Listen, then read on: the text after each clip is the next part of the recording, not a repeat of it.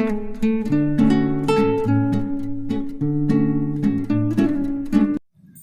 guys! Kumusta? Welcome to our YouTube channel. Kumusta na po ang lahat? Ayan, shoutout po sa lahat, Luzon, Visayas at Mindanao at ganun din sa ating mga kaibigang OFW. Kumusta na po kayo? At mag-ingat kayo palagi. At ganun din ang ating mga taga-subaybay dito sa Pilipinas, kung saan po kayo ngayon. Ayan, mag-ingat po kayo palagi at dasal ko po sa lahat po kung ano po ang inyong mga pangarap.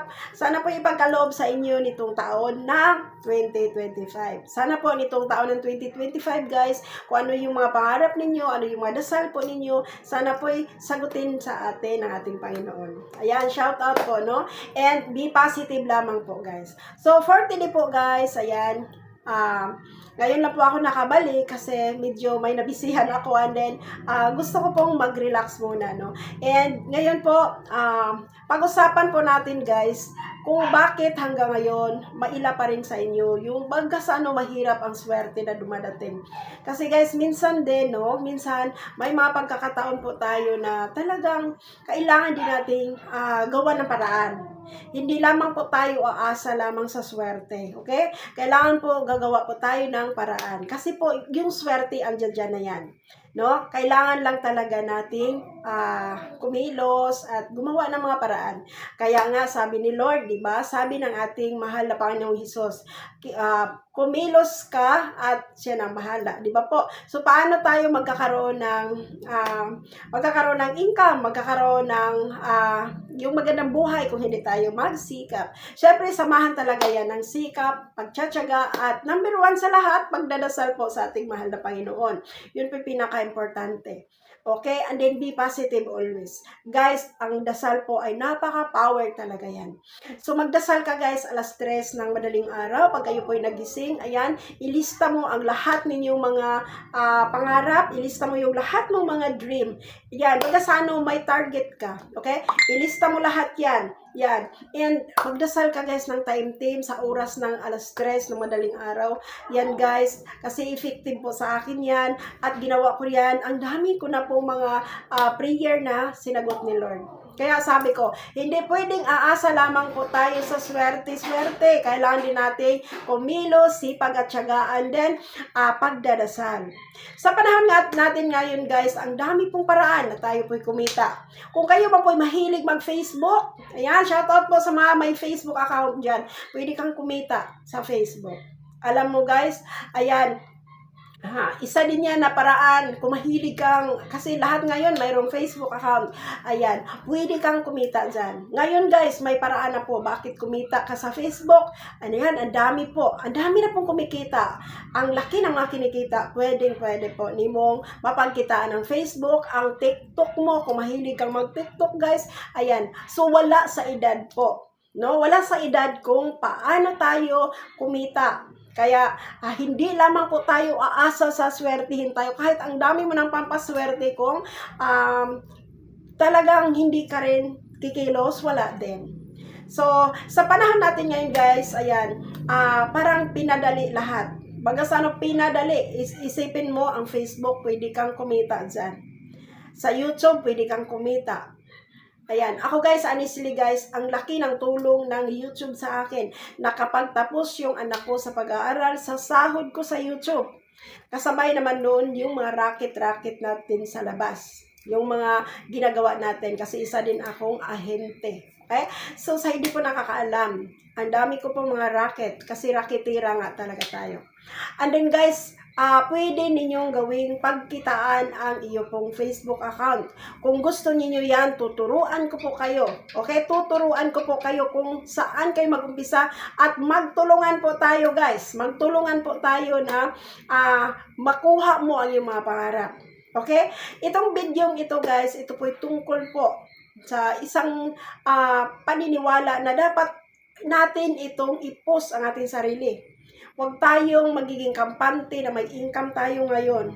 Huwag tayong kailangan po magkaroon din tayo ng mga ideas. So ngayon po, parang napagaan lahat. Maraming paraan. Pero guys, Kailangan din dito ang sipag at tiyaga, focus mo. Hindi ibig sabihin na mag-umpisa kang gumagawa ng mga video, kaagad-agad ka nakikita, hindi po ganun. So marami pong pagsisika pa rin na iyo pong i-google dito. Okay? And then guys, dito sa YouTube, pwede kitang turuan kung paano kumita sa YouTube. Imagine sa paggawa mo lang ng mga video, pwede kang kumita. Pwede kang magluto, videohan mo lang yan, post mo. Ganon din sa Facebook. Pwede kang gumawa ng iyong content. Ang gawin mo, pagluluto, i-post mo yan. Ayan, suportahan din kita dyan. Okay, and then pwede din yung drawing or kahit ano, pwede din comedy or fun, mga funny na videos ang inyong gawin. Pwede yan, kung saan kayo, bagas ano yung linya ninyo. So, ngayon po guys, no, masaya po ako na ibahagi sa inyo ito. Kasi gusto ko lahat po ay kumita. Gusto ko lahat ay magkakaroon po ng pangarap. So, gamitin natin ang mga platform na yan ngayon. Pwede tayong kumita. Number 1, ang YouTube. Pwede tayong kumita sa YouTube at lalo ang Facebook ngayon. Okay? Nagpo-post ka lang naman dyan ng mga picture mo, mga activity ninyo, bagas ano, mga videos dyan. Gawin mo yung mapagkitaan. Okay? So, tuturuan ko po kayo. Kung interested po kayo guys, no, iiwan ko yung mayroon naman akong Facebook. Doon tayo mag-usap, tuturuan ko kayo. And then, pwede rin dito guys, gagawa ako ng mga videos kung paano ka mag-umpisa. Okay? So, again, wala sa edad. Kahit ako guys, imagine guys. Yan. Hindi ko iniisip yung edad ko. Ang iniisip ko lang, ini-enjoy ko lang yung everyday. Enjoy, and then kumikita ka. Okay? Na-enjoy mo pa, kumikita ka pa. Okay? So, sa lahat pong mga taga-subaybay ko, mga subscriber, kahit nasa ibang bansa po kayo, pwede kayong gumawa ng ganyan.